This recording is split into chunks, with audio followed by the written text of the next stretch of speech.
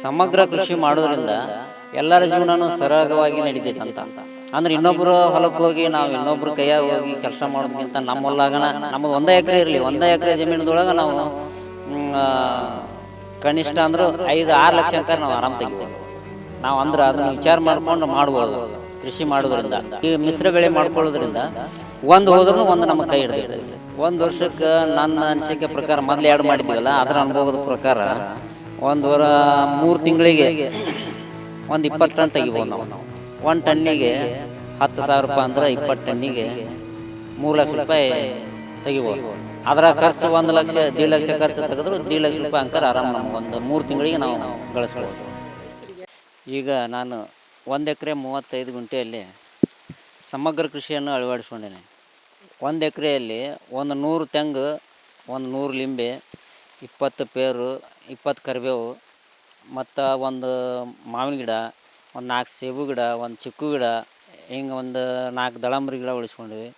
ಮತ್ತು ಅದ್ರೊಳಗನ ನಡಬರ್ಕ ತರಕಾರಿ ಟೊಮೊಟೊ ಮತ್ತು ಬದ್ನಿ ಈ ಥರ ಬೆಳಿತೀವಿ. ಮಲ್ಲೆ ಶೇಂಗಾ ಹಾಕ್ಕೊಂಡಿದ್ನಿ ಅದ್ರೊಳಗನ. ತೆಂಗಿನ ಗಿಡದಾಗ ಯಾವುದೂ ಜಾಗ ಖಾಲಿ ಬಿಡೋಂಗಿಲ್ಲ ನಾವು.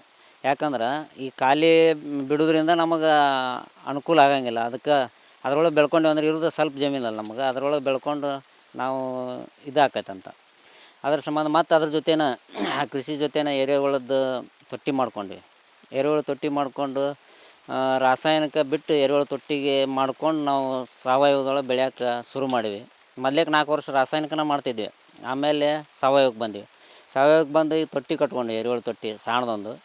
ಅದರಿಂದ ಚಲೋ ಐತೆ ಅನ್ನೋ ಸಂಬಂಧ ಮತ್ತು ಈ ಕಮರ್ಷಿಯಲ್ ಆಗಿ ದೊಡ್ಡದೊಂದು ಎರೆಹುಳ ತೊಟ್ಟಿ ಮಾಡ್ಕೊಂಡ್ವಿ. ಅದ 1 ಎಕರೆ ಜಾಗದೊಳಗನ ಎರೆಹುಳ ತೊಟ್ಟಿ ಮಾಡ್ಕೊಂಡೇವಿ. ಕಮರ್ಷಿಯಲ್ ಇಲ್ಲಿ ಮಾರ್ಬೇಕಂತ ಹೇಳ್ರಿ. ನುಗ್ಗಿ ಗಿಡ 200 ನುಗ್ಗಿ ಹಚ್ಕೊಂಡೇವ್ರಿ 1 ಎಕರೆ. ಅಂದ್ರೆ ಲವಣಿ ಮಾಡ್ಕೊಂಡೇವ್ರಿ. ನಮ್ಮದು ಹೊಲ ಕಮ್ಮಿ ಇದ್ದಿದ್ದಕ್ಕೆ ಮತ್ತೊಂದು 3 ಎಕರೆ ಲವಣಿ ತೊಗೊಂಡೇನ. ಲವಣಿ ತೊಗೊಂಡು 1 ಎಕರೆ ಬಾಳೆ ಹಚ್ಕೊಂಡ್ವಿ. 1 ಎಕರೆ ದನಕ್ಕೆ ಬೇಕಾದಂಥ ಮೇವುಗಳನ್ನ ಬೆಳ್ಕೊತೀವಿ. ಇನ್ನೊಂದು ಎಕರೆ ನಮಗೇನಾರ ಈ ಕಾಳು ಕಡಿ ಆಗಲಿ ಇಂಥವು ಏನೋ ಬೆಳ್ಕೊಳ್ಳೋದಾತಂದ್ರೆ ಅದು 1 ಎಕರೆದಲ್ಲಿ ಬೆಳ್ಕೊತೀವಿ. ಮಲ್ಲೇಕಿದೆ ನಾವು ನಮ್ಮ ತೋಟದಾಗ 1 ಎಕರೆ 35 ಗುಂಟೆಯಲ್ಲಿ 2 ಗಿದ್ದ ಜೋಳ ಓದಿವಿ ನಾವು. ಅಂಥ ಪರಿಸ್ಥಿತಿ ಇತ್ತು ಮೊದಲು ಫಸ್ಟಿಗೆ. ಯಾಕಂದ್ರೆ ಅದ್ರೊಳಗೆ ಏನೂ ಬೆಳೀತಿದ್ದಿಲ್ಲ. ಏನು ನಮ್ಮ ಹೊಲ ಬೇರೆದವ್ರು ಮಾಡೋಕೆ ಸತ್ಯಕ್ಕೆ ಮನಸ್ಸು ಮಾಡಲಿಲ್ಲ. ಇಲ್ಲಪ್ಪ ಅದ್ರೊಳಗೆ ಏನೂ ಬೆಳೆಯಂಗಿಲ್ಲ, ನಾವು ಮಾಡೋಕೆ ಒಲ್ಲೆ ಅಂತಂದ್ರೆ. ಅಂಥದ್ರೊಳಗೆ ನಾವು ಮಂಗಳೂರು ಉಡುಪಿ ಎಲ್ಲ ತಿರುಗಾಡಿ ಸಾಕಾಗಿ ಕೈ ಬಿಟ್ಟು ಬಂದಿವಿಲ್ಲ.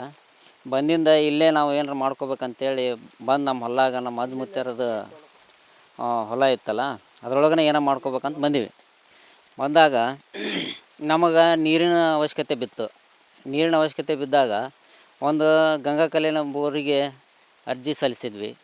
ಅರ್ಜಿ ಸಲ್ಲಿಸಿ ಆವಾಗ ನಮ್ಮ ಎಮ್ ಕೆ ಪಂಡಿತ್ ಸಾಹೇಬ್ರಿದ್ದರು, ಅವರು ಒಂದು ಅನುಕೂಲ ಮಾಡಿಕೊಟ್ರು ನಮಗೆ ಇದು ಗಂಗಾ ಕಲ್ಯಾಣ ಯೋಜನೆಗೆ. ಅದನ್ನು ಮಾಡಿಕೊಟ್ಟಿಂದ ನಮಗೆ ಸಮಗ್ರ ಕೃಷಿ ಮಾಡ್ಕೊಳಕ್ಕೆ ಅನುಕೂಲ ಆಯ್ತು. ಇಲ್ಲಾಂದ್ರೆ ನಾವು ಒಣ ಬೇಸಾಯ ಮಾಡ್ಕೊತ ಮತ್ತು ಅದನ್ನು ಬೆಳೆಯೋದಾಕೈತೆ ನಮಗೆ. ಅದಕ್ಕೆ ಈಗ ತ್ವಾಟ ಇತ್ತಂತಂದ್ರೆ ನಾವು ಎಲ್ಲದು ಮಾಡ್ಕೋಬೋದಲ್ಲ. ಕುರಿ ಒಂದು ಕುರಿ ಶೆಡ್ ಮಾಡೇನಿ ರೀ, 15-25 ಕುರಿ ಶೆಡ್ ಮಾಡೇನಿ. ಮ್ಯಾಗ ಕುರಿ ಇರ್ತಾವೆ, ತಳಗೆ 200 ಕೋಳಿ ಇದಾವೆ. ಈಗ ಸ್ವಲ್ಪ ಕಮ್ಮಾಗ್ಯಾವೆ. 200 ಕೋಳಿದ್ದು ಈಗ ಮೊನ್ನೆ ಜಾತ್ರೆಗೆ ಹಬ್ಬಕ್ಕೆ ಹಿಂಗಾಗಿ ಮಾರ್ಕೊಂಡು ಈಗ ಒಂದು 50-60 ಕೋಳಿ ಅಷ್ಟೇ ಉಳಿದಾವೆ. ಮತ್ತು ಇನ್ನೊಂದು ದನ ಸೆಡ್ ಕಟ್ಕೊಂಡು 20-25 ದನ ಸೆಡ್ ಕಟ್ಕೊಂಡು ಅದ್ರೊಳಗೆ ಎಮ್ಮೆ ಮತ್ತು ಜವಾರಿ ಆಕಳುಗಳದಾವೆ. ಒಂದು 4 ಆಕಳು ಅದಾವೆ, ಕರ ಅದಾವೆ. ಮತ್ತು ಎಮ್ಮೆ ಮಾಡ್ಕೊಂಡ್ವಿ, ಒಂದು ಮನೆ ಹಾಲಿಗೆಗೇ ಎಮ್ಮೆ ಮಾಡ್ಕೊಂಡ್ವಿ. ಮತ್ತು ಜಾಸ್ತಿ ಜವಾರಿ ದನಗಳು ನಾವು ಹಿಂಡಂಗಿಲ್ಲ, ಎಲ್ಲ ಕರಕ ಬಿಡ್ತೀವಿ. ಮತ್ತು 35 ಗುಂಟೆಯಲ್ಲಿ ಡ್ರ್ಯಾಗನ್ ಫ್ರೂಟು 17 ಗುಂಟೆ ಡ್ರ್ಯಾಗನ್ ಫ್ರೂಟ್ಸ್ ಹಚ್ಚಿವಿ. ಮತ್ತು 17 ಗುಂಟೆ ಮಾಗನಿ ಮತ್ತು ಕಾಕಡ ಮಲ್ಲಿಗೆ 2 ಕುಂಡ್ರಿಸ್ಕೊಂಡಿವಿ. ಅಂದ್ರೆ ಮಾಗನಿ ಎತ್ತರ ಬೆಳಿತೈತಿ, ಒಳಗೆ ಕಾಕಡ ಮಲ್ಲಿಗೆ ಯಾಕೆ ಕುಂಡ್ರಿಸ್ಕೊಂಡಿವಿ ಅಂದ್ರೆ ನಮಗೆ ಅದನ್ನು ಕಾಯುವಂಥ ಅವಶ್ಯಕತೆ ಬೀಳಂಗಿಲ್ಲ ಮಾಗನಿನ. ಇದು ಕಾಕಡ ಮಲ್ಲಿಗೆ ಒಳಗೆ ನಮಗೆ ರೊಕ್ಕ ತೆಗಿಬೋದು ಅನ್ನೋ ಸಂಬಂಧ ನಾವು ಮಾಡ್ಕೊಂಡ್ವಿ. ಈ ತೆಂಗಿನ ಗಿಡನೂ ಅಷ್ಟೇ, ತೆಂಗಿನ ಗಿಡ ಹಚ್ಚಿದ್ರಿಂದ ಭಾಳ ದಿವಸ ಹೋಗುತ್ತಲ್ಲ, ಹೀಗಾಗಿ ಅದನ್ನು ನಾವು ಅದನ್ನು ಕಾಕೊಂತ ಕುಂದ್ರಂಗಿಲ್ಲ. ನಾವು ಅದ್ರೊಳಗೆ ಕಾಯಿಪಲ್ಯ ತೊಗೊತೀವಿ, ಇಲ್ಲಾಂದ್ರೆ ಶೇಂಗಾ ಹಾಕ್ತೀವಿ. ಕಾಯಿಪಲ್ಯ ಅಂತಂದ್ರೆ ಈಗ ಟೊಮೊಟೊ ಹಾಕಿದ್ದೀವಿ ಮಸ್ಟು. ಈಗ ಟೊಮೊಟೊ ಹಾಕಿದ ಜಾಗಕ್ಕೆ ಬದನೆ ಹಾಕ್ತೀನಿ, ಬದನೆ ಹಾಕಿಟ್ಟ ಜಾಗಕ್ಕೆ ಟೊಮೊಟೊ ಹಾಕ್ತೀನಿ. ವರ್ಷ ಇದನ್ನು ಕಂಟಿನ್ಯೂ ಇರೋದ ನಮ್ಮದು. ಮತ್ತು ಅದಿಲ್ಲ ಅಂತಂದ್ರೆ ಡೊಣ್ಗಾಯಿ ಹಾಕಿರ್ತಿದ್ವಿ ಒಂದು ಸಲ. ಲಿಂಬೆ ಗಿಡ ಅಂಕರ ಅವು ಮಧ್ಯದೊಳಗೆ ಅದಾವೆ ರೀ. 2 ತೆಂಗಿನ ಗಿಡದ ನಡ್ಬರ್ಕ್ ಒಂದೊಂದು ಮಾಗನಿ ಕುಂಡ್ರಿಸ್ಕೊಂಡು ಮತ್ತು ಇದನ್ನು ಲಿಂಬೂ ಕುಂಡ್ರಿಸ್ಕೊಂಡಿವಿ. ಮತ್ತು ಸೈಡ್ ಬಾರ್ಡ್ರಾಗಿ ಇದನ್ನು ಕರಿಬೇವು ಹಚ್ಕೊಂಡಿವಿ ರೀ. ಎರೆಹುಳು ಶೆಡ್ ಒಂದು 100 ಫೂಟ್ ಉದ್ದ ಐತಿ, 25 ಫೂಟ್ ಅಗಲ ಐತಿ. ಅದಕ್ಕೆ PMEGP ಒಳಗೆ ಲೋನ್ ತೊಗೊಂಡಿವಿ. ಲೋನ್ ತೊಗೊಂಡು ಅದನ್ನು 3 ಲಕ್ಷ ಸಬ್ಸಿಡಿ ಅಂತ ಹೇಳ್ಯಾರ, 7 ಲಕ್ಷ ನಾವು ಕಟ್ಟಬೇಕಾಗತ್ತೆ. ಅದನ್ನು ಈ ಸಲ ತೊಗೊಂಡು ಈಗ ಮಾಡಾಕತ್ತೀವಿ. ಅರ್ಧ ಕೆಲಸ ಮುಗ್ದೈತಿ, ಇನ್ನೇನು ಫೈನಲಿ ಬಂದೈತಿ. ಇನ್ನು 3 ತಿಂಗಳದಾಗ ನಮ್ಮ ಕಡೆ ಎರೆಹುಳು ಗೊಬ್ಬರನೂ ಸ್ಟಾಕ್ ಮಾಡ್ತೀವಿ ನಾವು. ಯಾರಿಗಾದರೂ ಕಮರ್ಷಿಯಲ್ ಮಾಡೋಕ್ಕಂತ ಮಾಡ್ಕೊಂಡಿದ್ದೀವಿ. ಒಂದು ವರ್ಷಕ್ಕೆ ನನ್ನ ಅನಿಸಿಕೆ ಪ್ರಕಾರ ಮೊದಲು 2 ಮಾಡಿದ್ವಲ್ಲ, ಅದರ ಅನುಭವದ ಪ್ರಕಾರ 3 ತಿಂಗಳಿಗೆ ಒಂದು 20 ಟನ್ ತೆಗಿಬೋದು ನಾವು. 1 ಟನ್ನಿಗೆ 10,000 ರೂಪಾಯಿ ಅಂದ್ರೆ 20 ಟನ್ನಿಗೆ 3 ಲಕ್ಷ ರೂಪಾಯಿ ತೆಗಿಬೋದು ನಾವು. ಅದರ ಖರ್ಚು 1 ಲಕ್ಷ 1.5 ಲಕ್ಷ ಖರ್ಚು ತೆಗೆದ್ರು 1.5 ಲಕ್ಷ ರೂಪಾಯಿ ಅಂಕರ್ ಆರಾಮ್ ನಮಗೆ ಒಂದು 3 ತಿಂಗಳಿಗೆ ನಾವು ಗಳಿಸ್ಬೋದು. ಸಮಗ್ರ ಕೃಷಿ ಮಾಡೋದ್ರಿಂದ ಎಲ್ಲರ ಜೀವನನೂ ಸರಾಗವಾಗಿ ನಡಿತೈತೆ ಅಂತ. ಅಂದ್ರೆ ಇನ್ನೊಬ್ಬರು ಹೊಲಕ್ಕೆ ಹೋಗಿ ನಾವು ಇನ್ನೊಬ್ರ ಕೈಯಾಗ ಹೋಗಿ ಕೆಲಸ ಮಾಡೋದಕ್ಕಿಂತ ನಮ್ಮ ಹೊಲ್ದಾಗನ ನಮ್ಮದು 1 ಎಕರೆ ಇರಲಿ, 1 ಎಕರೆ ಜಮೀನದೊಳಗೆ ನಾವು ಕನಿಷ್ಠ ಅಂದರೂ 5-6 ಲಕ್ಷ ಅಂಕರ್ ನಾವು ಆರಾಮ್ ತೆಗಿಬೋದು. ನಾವು ಅಂದ್ರೆ ಅದನ್ನು ವಿಚಾರ ಮಾಡ್ಕೊಂಡು ಮಾಡ್ಬೋದು ಕೃಷಿ ಮಾಡೋದ್ರಿಂದ. ಈ ಮಿಶ್ರ ಬೆಳೆ ಮಾಡ್ಕೊಳ್ಳೋದ್ರಿಂದ ಒಂದು ಹೋದ್ರೂ ಒಂದು ನಮಗೆ ಕೈ ಹಿಡ್ದಿರ್ತೈತಿ. ಮಾರ್ಕೆಟಿಂಗ್ ಇಲ್ಲೇ ನಮ್ಮ ಗುಳೇದಗುಡ್ಡ ಸಮೀಪ ಐತಿ. ನಾವೆಲ್ಲ ಕಾಯಿಪಲ್ಲೆ ಆತಿ ಎಲ್ಲ ಮಾರ್ಕೆಟಿಂಗ್ ಇಲ್ಲೇ ಮಾಡ್ತೀವಿ. ಡ್ರ್ಯಾಗನ್ ಫ್ರೂಟ್ದು ಒಂದು ಸ್ವಲ್ಪ ಈಗ ಸ್ಟಾರ್ಟ್ ಆಗತೈತಿ. ಅದ್ರದ್ದು ಮಾರ್ಕೆಟಿಂಗ್ ಐತಿ, ಈಗಾಗಲೇ ನಾವು ಹುಡುಕೊಂಡಿವಿ. ಬಾಂಬೆ ಕಳಿಸ್ಬೇಕು, ಇಲ್ಲಾಂದ್ರೆ ಹೈದರಾಬಾದು, ಮೈಸೂರು, ಬೆಂಗಳೂರು ಐತಿ. ಈಗ ನಮ್ಮ ಮೊದಲೇ ದಳಂಬ್ರಿ ಇತ್ತಲ್ಲ, ದಳಂಬ್ರಿ ಕಳಿಸ್ತಿದ್ವಲ್ಲ, ಆ ರೂಟ್ನೊಳಗೆ ನಾವು ಅದನ್ನು ಡ್ರ್ಯಾಗನ್ ಫ್ರೂಟ್ ಕಳಿಸ್ತೀವಿ. ಅದ್ರದ್ದೇನು ಸಮಸ್ಯೆ ಇಲ್ಲ ಅನ್ಸುತ್ತೆ. ಜೀವಾಮೃತ ನಾವು ಕಂಟಿನ್ಯೂ ಮಾಡ್ತೀವಿ. ತಿಂಗಳಿಗೆ 1 ಬ್ಯಾರಲ್ ಕಂಟಿನ್ಯೂ ಇರ್ತೈತೆ ನಮ್ಮ ಜೀವಾಮೃತ ಮಾಡೋದ್ರಿಂದ ನಮಗೆ ಭೂಮಿ ಒಳಗೆ ಜೀವಾಣುಗಳು ಜಾಸ್ತಿ ಆಗ್ತಾವೆ. ಆ ಜೀವಾಣುಗಳು ಜಾಸ್ತಿಯಾಗಿ ಎರೆಹುಳುಗಳು ಜಾಸ್ತಿಯಾಗಿ ನಮ್ಮ ಭೂಮಿಗೆ ಕೊರೋದು ಅಂತಂದ್ರೆ ಅಲ್ಲಿ ನಮ್ಗೆ ನೀರು ಇಂಗುವಿಕೆ ಜಾಸ್ತಿ ಆಗುತ್ತೆ. ಹೀಗಾಗಿ ಬೇರುಗಳನ್ನು ಸರಾಗವಾಗಿ ಹೊಕ್ಕವು. ಇಲ್ಲಾಂದ್ರೆ ಅವು ಏನೂ ಇಲ್ಲ ಅಂತಂದ್ರೆ ನಾವು ರಾಸಾಯನಿಕ ಹಾಕಿದ್ವಿ ಅಂದ್ರೆ ಹುಳ ಎಲ್ಲ ಸಾಯ್ತಾವೆ. ಜೀವಾಮೃತ ಮಾಡೋದ್ರಿಂದ ಎಷ್ಟು ಭೂಮಿಗೆ ನಾವು ಪೌಷ್ಟಿಕ ಆಹಾರ ಕೊಟ್ಟಂಗೆ ಆಗುತ್ತೆ. ಅದ್ರ ಸಂಬಂಧ ನಾವು ಜೀವಾಮೃತ ಮತ್ತು ಎರೆಹುಳು ಗೊಬ್ಬರ, ಸಗಣಿ ಗೊಬ್ಬರ ಮತ್ತು ಕೋಳಿ ಗೊಬ್ಬರ ಇವನ್ನ ಇಷ್ಟ ಕೊಡ್ತೀವಿ ಹೊರತಾಗಿ ಮತ್ತು ನಾವು ಬೇರೆ ಏನೂ ಕೊಡೋಂಗಿಲ್ಲ. ಹೌದು, ಎಲ್ಲದಕ್ಕೂ ನಾವು ಡ್ರಿಪ್ಪ ಮಾಡ್ಕೊಂಡಿವ್ರಿ. ಯಾಕಂದ್ರೆ ನಮ್ಮದು ನೀರು ಸ್ವಲ್ಪ ಐತಿ. 1 ಬೋರ್ ಹಾಕ್ಸಿದ್ವಿ, ಅದ್ರೊಳಗೆ 4 ಕಾರಂಜಿ ಹೊಡ್ಯಾಕತ್ತಿ ನಮ್ಮ ಭೂಮಿಗೆ ಸಾಲಿಲ್ಲ.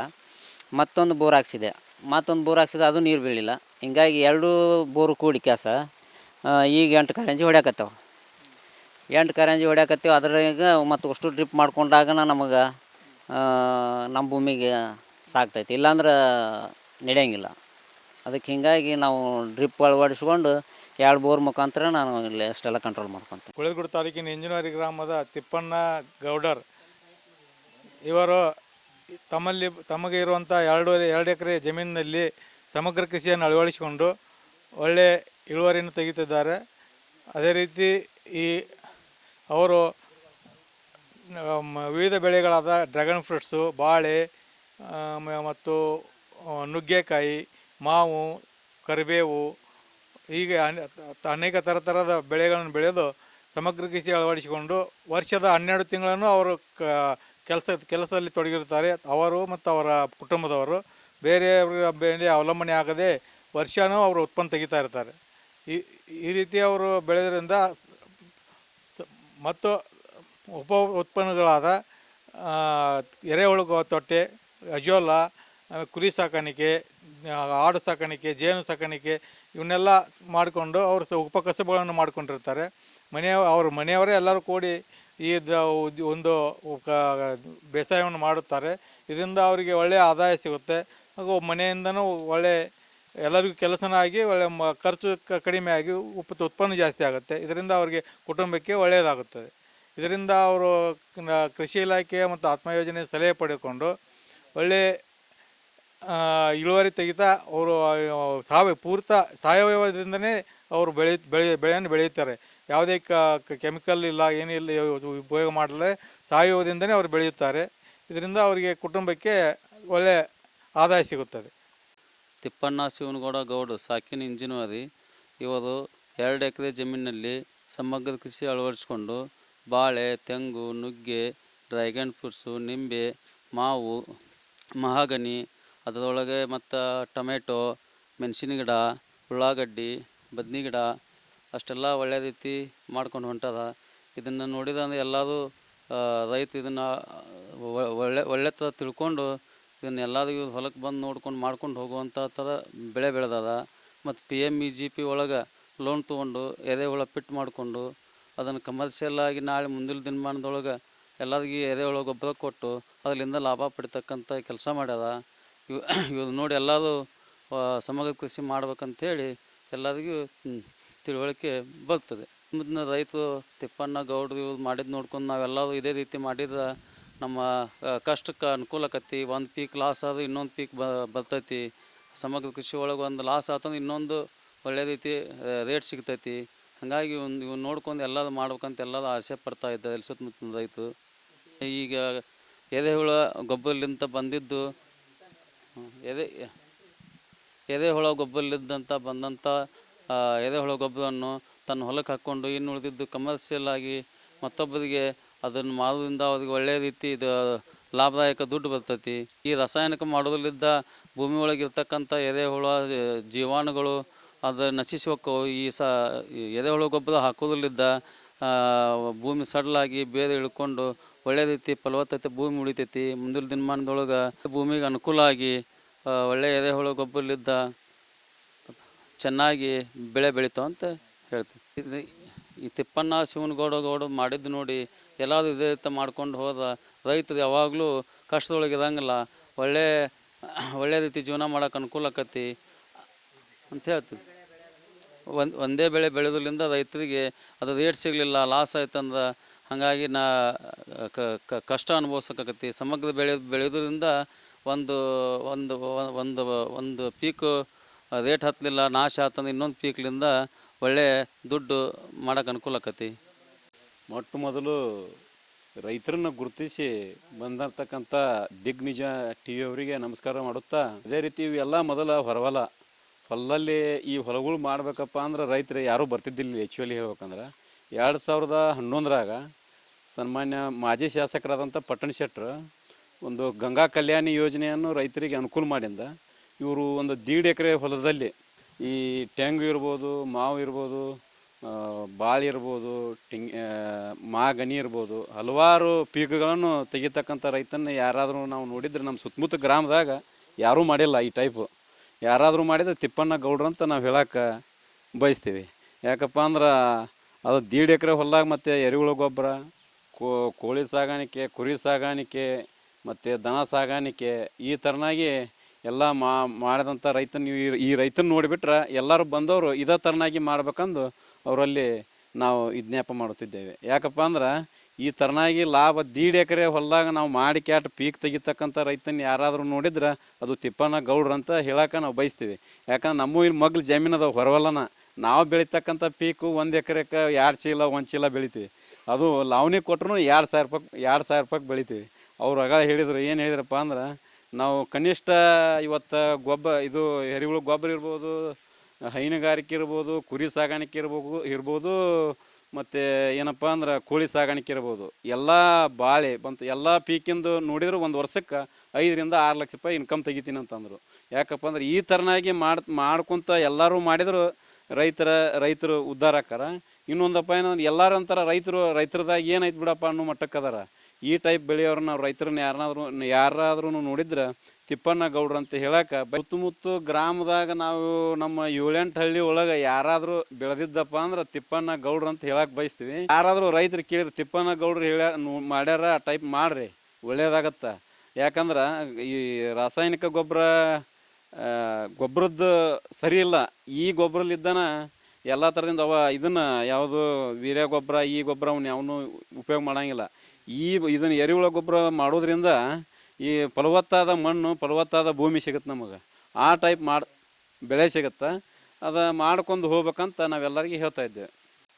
ನಮಗೊಂದು ಸಂತೋಷದ ವಿಷಯ ಏನಂತಂದ್ರೆ, ನಮ್ಮ ಊರು ಹುಣಗುಂದ ತಾಲೂಕು ಕುಣಿಮಿಂಚಿ ಗ್ರಾಮ ಅಂತೇಳಿ.